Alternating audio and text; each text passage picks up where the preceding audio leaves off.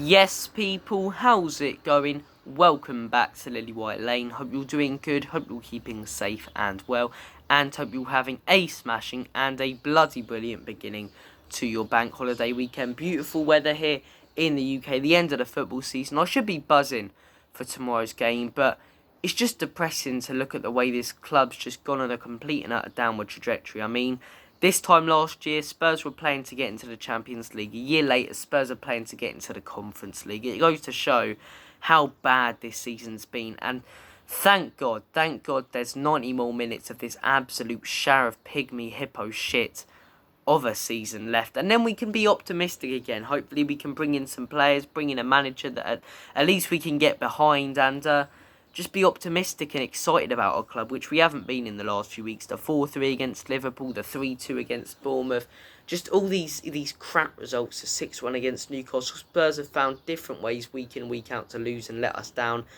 And I can't wait for it to be over, if I'm honest. I really can't. The most Spurs can get tomorrow is Conference League. Look, I'm going to do a match reaction after the game tomorrow. That's when I'll talk about how I feel if we do get into the Conference League, about us getting in there, and if we don't. In a way, as mad as this sounds, I don't want us to win because I quite like Leeds and I like the idea of them staying in the Premier League. Plus, in all honesty, I'd probably prefer us not to get Conference League. If we do get Conference League, it's not the end of the world. I mean, okay, of course we want Champions League, of course we want Europa League, of course it's been a crap season, but you know, it's still a competition to fight in. Yes, the group stages and the round of 32 will be painful when we're taking on, you know, teams that are named after like carrier bags and shit like that, but it's a competition we do have a good chance of winning. Then again, if we don't get in it, focus on the league, focus on the domestic cup next season. But look, we'll have you guys a match reaction tomorrow. I wanted to come on here today and wanted to talk about the latest manager that is being linked with Tottenham Hotspur. That man is Ange Postecoglou. With me being Irish and Catholic, I do get to see quite a few of the Celtic games, and this man hasn't failed to impress me. He hasn't failed to impress me. I really like his style of play. I understand it's a big step up from the Scottish League to the Premier League, but he's not the worst option. He's not the worst option in my opinion. Like I said, I always said the first two managers I wanted were Nagelsmann and Arne. We didn't get Nagelsmann. Arne, we'll get onto that in a second. I mean, what a mess that's been this week. But Postecoglou, like I say, there's definitely worse managers. I'd have him all day long over a manager such as Brendan Rodgers. And I think it's only fair to really give him a chance. People go, oh, he's only managed Melbourne, he's only managed Celtic. But we're not going to get a top-class manager. And we've seen when we've brought in these serial winners that we don't have a squad right now or an owner ready to back these sort of managers. We need someone who can rebuild a team with youngsters. And look at the way Ange has done that at Celtic. Like I say, I understand the Scottish League, you know, is easier than the Premier League. But before that man came in, Rangers sort of dominated it. They won the league under Gerrard. Postecoglou came in and completely and utterly rebuilded that Celtic team. Brought in some youngsters from Japan, the likes of Kyogo. What a player he's been. Hatate. I'd love it if he joined us and we could bring in some of those players. And yeah, he's just completely rebuilded that squad with young talent and playing a really exciting brand of football, getting them into the Champions League as well. I understand they didn't get the best results there, but look, I wouldn't be completely opposed to the idea. I really wouldn't. I think the guy plays some really nice football. I think he's got a bit of an aura about him. You see him, you know, in away games, going over to the Celtic fans, you know, pumping his badge and giving the fist bumps. I like the guy. Like I say, there's better options in my opinion, but there's a lot worse options. So those are my thoughts and opinions on Ange Postecoglou, the man being linked with Spurs. Now let's talk about, you know, the shit show that's taken place this week. Arne.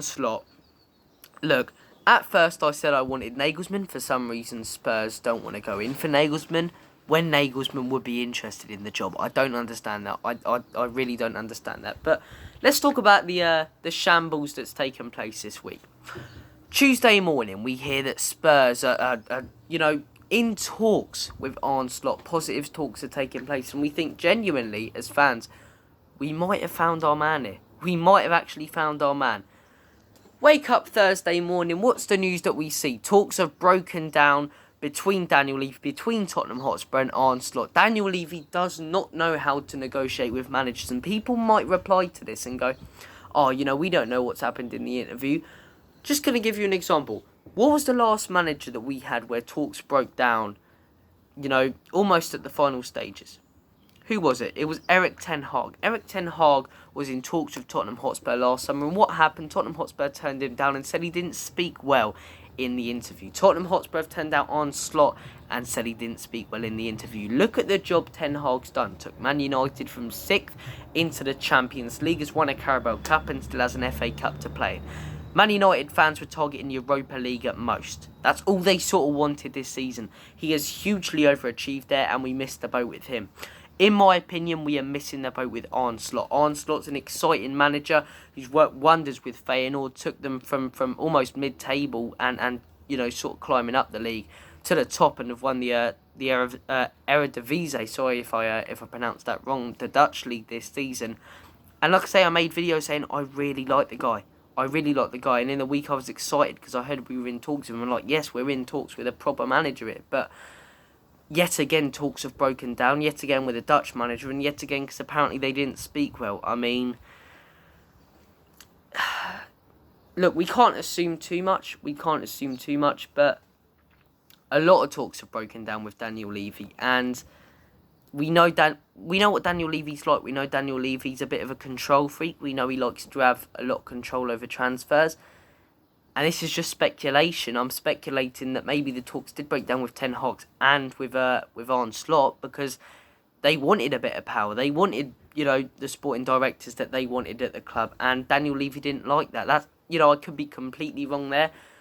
But I've taken an educated guess based on what we know about the owner of this football club. And yet again, another day goes by with no manager. Another day. I like Postecoglou, like I say. That's all I can say about this bit of news.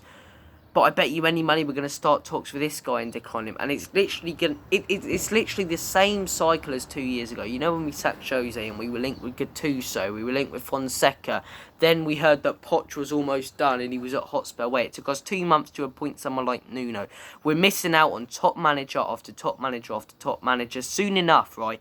I bet you any money that soon enough the desperation will kick in from this board and we'll end up appointing someone purely because the fans are getting on their back because they couldn't make a decision soon enough. And the fans will get on the owner's back, the fans will get on Levy's back, and we'll appoint someone just like Nuno who simply isn't good enough. Someone who simply isn't good enough just because we've waited too long and because the pressure's built. Why have we let ourselves get in this position again? Why can't we just identify a main target from the beginning and go in for them? No, we have to be linked with 50,000 managers. 50,000 managers. And the best 2 managers on the market, Mauricio Pochettino and Julian Nagelsmann, Spurs don't want. For no other reason. We haven't even started talks with either. Spurs just don't want either. I don't understand this shambles of a club. I don't understand this mess of a club. It's just infuriating. It's so frustrating. Look, guys, comment your thoughts on the manager merry-go-round in the comment section down below. It just feels like the same cycle as 2 years ago. And like I say, bet you any money we will end up with someone who simply isn't good enough, just like Nuno a couple years ago, because the pressure's built and we've waited too long to appoint someone who we actually want. Man United, look at what they did when they appointed Ten Hag. That's what you call efficient business. They were a shambles of a club last season, but do you know what? They won't give them credit, but fair play to the Glazers. Because do you know what they did? They identified a main target, one man, waited a month, really went in for him and appointed him. Spurs are looking at about 50,000 managers going, oh, that one's good, might start a few talks on that one, oh, that one's good, might start a few talks on that one, oh, that one's good, might start a few talks on that one. We've been linked with so many, yet we're not properly going in for one. And that is why, in my opinion, we're going to probably have to wait another month just to appoint someone who's shit and isn't good enough. It's so infuriating. End of the season tomorrow. We'll have a match reaction after the Leeds game. I cannot wait for this Pygmy Hippo shit to be done this season. Thank you for watching this video. Genuinely, one of the biggest positives of this season has been the channel and you guys. You guys have interacted with me so much. You've helped out the channel so much. And that's the reason I do it. I do this channel to interact with you guys, to talk to Spurs fans, to go on live streams with other Spurs fans. And that's been the positive about this season. Just like a couple of years ago when it was a crap season, the positive was the interaction I've had with you guys and other Spurs YouTubers. So look, thank you for watching this video. Take care of yourselves. All the best. God bless. Have a smashing rest of your weekend. If Spurs lose tomorrow, look at the positives. At least we're not in that Mickey Mouse Cup. And if Spurs win tomorrow and we do end up in the Europa Conference League, you've got to look at it as a trophy. Although it is a Mickey Mouse Cup, Tottenham can win. And who doesn't want Spurs do win a trophy. Take care, enjoy the sunshine, don't get too fussed about the result tomorrow, don't go changing, in the words of Spencer FC, in the words of Tom Skinner, a boss.